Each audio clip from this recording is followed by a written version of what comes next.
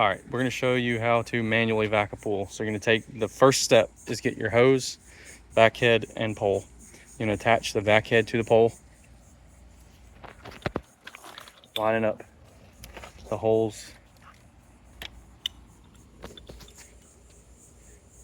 and most of the time it's easier to take and align the vac head to the pole instead of aligning the pole to the vac head, but Landon's getting it attached here, getting those pins through the holes. All right, then you're gonna take your hose, and there should be an end that turns and an end that doesn't. So this end swivels. You can take this end after you take your hose and stretch it out straight so that it's easy to put into the pool. Take this end and attach it to the end of your vac head.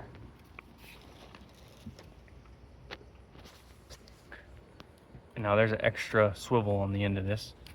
It's an adapter. So this almond piece right here can come off, and this can just attach directly to this, but if it's loose, you have one of these. All right, now next step is to take the vac head and the end of the vac head, the pole, and this part of the hose and throw it into the pool.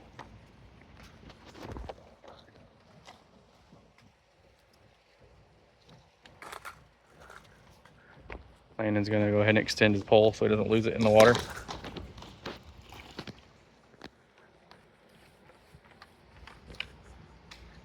And then you can rest that. Now, take this hose, and it's easiest, you throw the whole hose in the water with it kind of stretched out. Get the hose in the water. You can also take this pole and sit it at the edge of the pool, and that thing should catch right there. Putting all this in the pool. And then you're gonna grab the part that's not sunk yet. Don't throw it in the middle of the pool, Landon. Here, grab it, get it. Get the hose. All right. Now hand over hand the hose underwater. So what you need to do is go down here to the bottom of this hose, right, grab right, yep, and now shove like elbow deep all the way, yep, way down under the water, so you get all the air out of the line. Deeper would be better, but you see it should be bubbles coming out of the end of the hose, right? He's getting all of it out, and when you get to the end, water should kind of come out at the end. You'll know that it's full. Yep. All right. Now we would go to the skimmer right here, or a vac point. This doesn't have a vac point, so you can go to the skimmer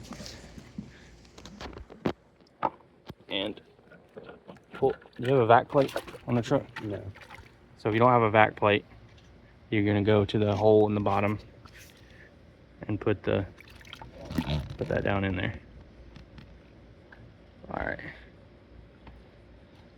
And once we turn off the valve to the main drain, this should have suction. I'll show have a second part 2 for the pump and valving.